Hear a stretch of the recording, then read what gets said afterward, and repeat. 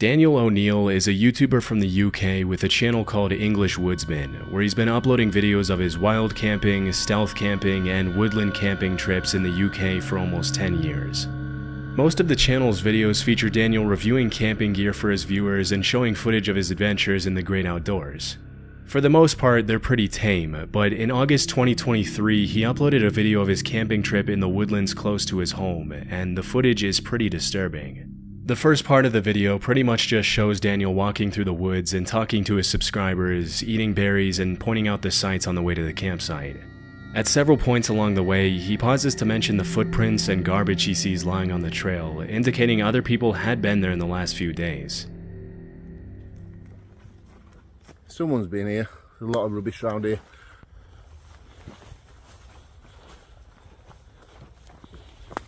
Yeah, look at the state of this.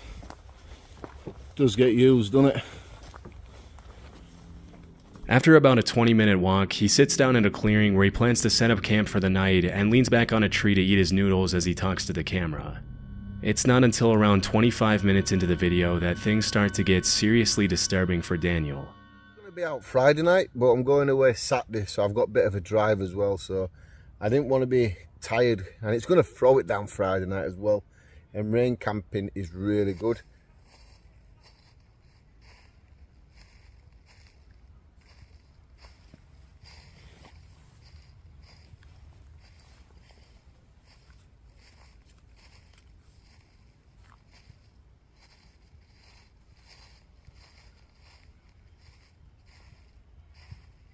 Is that a badger?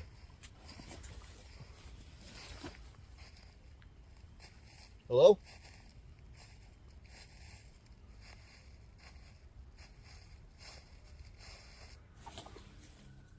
Even though some pretty human-like footsteps could be heard right behind Daniel, as soon as he turns around to scan his environment, there's nobody in sight. What's most disturbing is that as soon as he turned around and yelled hello, the footsteps immediately stopped. For the next few minutes, he sits down and tries to regain his composure as he sips his coffee and eats his noodles, but things only continue to get even more creepy as the sun begins to set.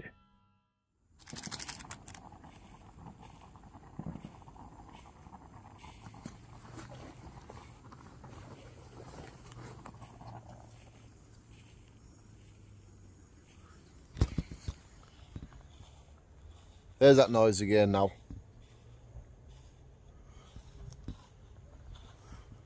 Hello?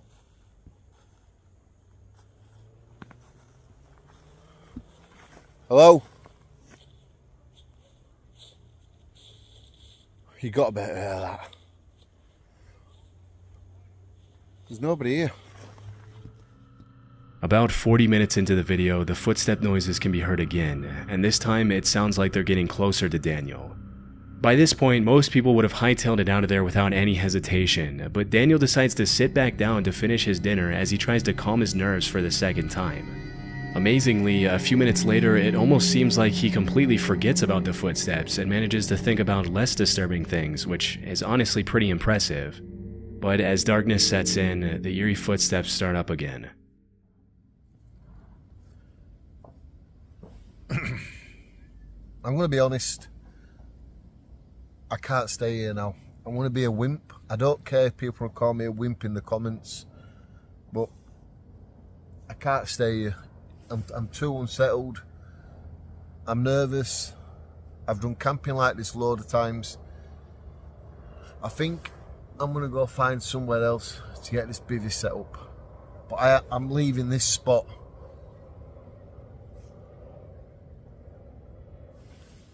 Understandably, after this third incident, Daniel decides to head somewhere else for the night to play it safe. It's hard to know what exactly was making those sounds, but because they sounded very similar to human footsteps, it's possible that Daniel was being stalked by someone in the woods. This is obviously incredibly dangerous, as you can never really trust someone's intentions when you're in such a vulnerable position all by yourself in unknown territory. It was either that or an animal walking through the grass, but because Daniel mentioned the grass was a little wet and wouldn't have made that dry sound if an animal stepped on it, this is pretty unlikely. Also, many people in the comments mentioned that no animal walks that uniform and steady. They stop, go, and change pace constantly. Either way, it's a good thing he decided to leave, because who knows what could have happened to Daniel that night. One of the most annoying things to me is spam texts and phone calls. You would actually be surprised by the amount of times I get interrupted recording these videos by phone calls from random numbers. Well, I did some research and uncovered that a lot of times these spammers are able to get our personal info, email addresses, and phone numbers because big companies can't keep our data safe from data breaches and hacks. You may not have heard, but back in May, Ticketmaster was hacked and the data of over 500 million people were put up for sale on the dark web for anyone to buy. This stolen data included full names, addresses, email addresses, phone numbers, and credit card data. At best, this was going to lead to more spam calls, texts, and emails for their customers, but at worst, fraud and identity theft. So, what is Ticketmaster doing about it? Absolutely nothing. They said they didn't think the hack would have a material impact on our overall business. All these businesses happily collect our data but do very little to protect it, and even less when it's compromised. That's why I use Aura, the sponsor of this video. Aura alerts me when my data is found in data breaches like the Ticketmaster one, or leaked on the dark web. It gives me fast fraud alerts if anyone tries to use that data to access my credit card or bank accounts. And it removes my information from data broker websites so I get less spam. I also get things like transaction monitoring, a VPN, antivirus, a password manager, parental controls, and identity theft insurance. I get all this in one app at an affordable price. If my info was compromised in the Ticketmaster data breach, I wouldn't have to worry because Aura is always on, always doing the hard work of keeping me safe. I'm not leaving myself and my family vulnerable to data breaches, and if you don't want to either, you can go to aura.com/chillingscares and try your first 2 weeks for free, also linked below in the description. The Rampant Range is part of a front range of the Rocky Mountains in Colorado, made up of almost entirely public land within the Pike National Forest. In the summer, you'll find lots of bikers enjoying the Rampant Range's elaborate trail system and exploring the great outdoors. For the most part, this part of Colorado is a paradise for anyone who enjoys spending time in nature. But over the past few years, there's been a pretty alarming trend on the rise, with random people setting up wires on trees at just about head height in an effort to seriously injure bikers on the trail. In 2019, a post describing this terrifying trend was uploaded to Facebook. And disturbingly, the uploader mentioned that one of his high school friends had lost his life as a result of running into a similar wire on a trail. Immediately, people jumped into the comments to point out how incredibly messed up it would be to do something like this, and how this kind of evil needs to be categorized as attempted murder if the suspects are ever caught. A couple of years before that post was made, in 2017, 2 motorbike riders uploaded a video to YouTube of their encounter with a similar wire, and although nothing happened to them, it was a very close call.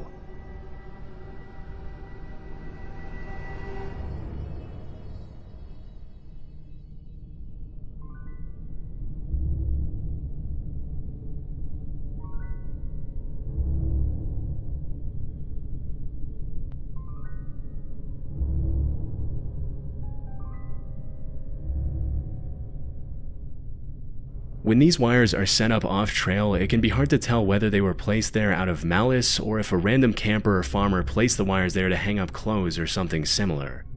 But in cases like these where the wires are specifically placed on the trail, there's really only one reason people would do that, and that's to bring serious harm to bikers for some reason. Possibly they're annoyed with the constant loud sound of the bikes near their property or something else. But hopefully more measures can be taken in the future to prevent more people from getting hurt, especially because it's not uncommon to hear about motorbikers and snowmobilers losing their lives over this kind of stuff. This audio was uploaded to YouTube by a user named ForestFire21. He recorded it around 2 AM in December 2014. The uploader lives in a forest, and he mentioned that the noises in the audio were coming from deep in the woods behind his house.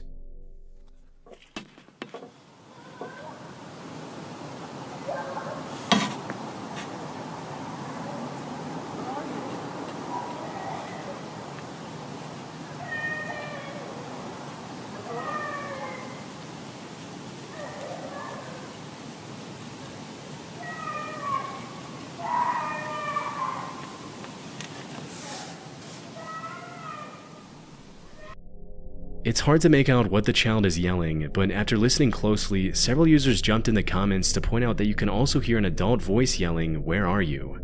In addition to the young female voice making most of the noise, this quieter, more subtle male voice that can also be heard in the audio only makes the whole incident that much more disturbing.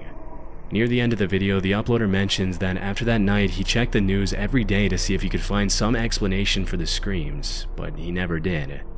The fact that the screaming was captured at around 2 a.m. in the freezing cold weather and in the middle of the woods indicates that the uploader could have genuinely recorded something pretty sinister taking place that night.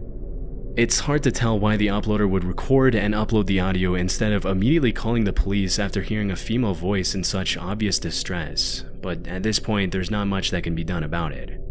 And who knows, maybe the uploader did call the police. There wasn't much context given in the video's description. We can only hope that whatever problem happened that night was eventually solved, but based on the shrillness of the screams and the strangeness of the whole situation, we probably won't ever be able to know for sure. Lisa is a life coach and YouTuber who often uploads videos of what it's like living in her van and traveling the country on her own. One afternoon in 2022, Lisa had parked her van on the side of the road and left the side door of her van open while she cooked her dinner inside, when suddenly a sketchy-looking guy approached her, poked his head in her van without her permission, and started asking her some pretty bizarre questions in French, a language Lisa doesn't speak. When she mentioned she didn't understand what he was saying, he pulled out a translator app to try to communicate with her, which obviously made her pretty uncomfortable, especially since she wasn't interested in talking to him in the first place after he invaded her personal space. After watching the guy struggle to use Google Translate for a few minutes, Lisa decided she'd had enough and shut the side door in his face, also closing the curtain to make sure the guy got the hint. Strangely, for over half an hour, the guy then stood outside in the rain and tinkered with the translator app to try to communicate with Lisa, even after she made it more than obvious that she wanted nothing to do with him.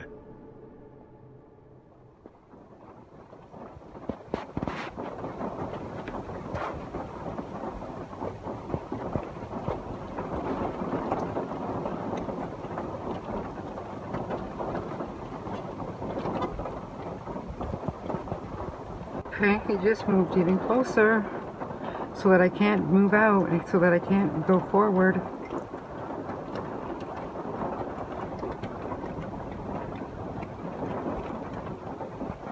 Please leave. Please leave, you sketchy person. Please leave.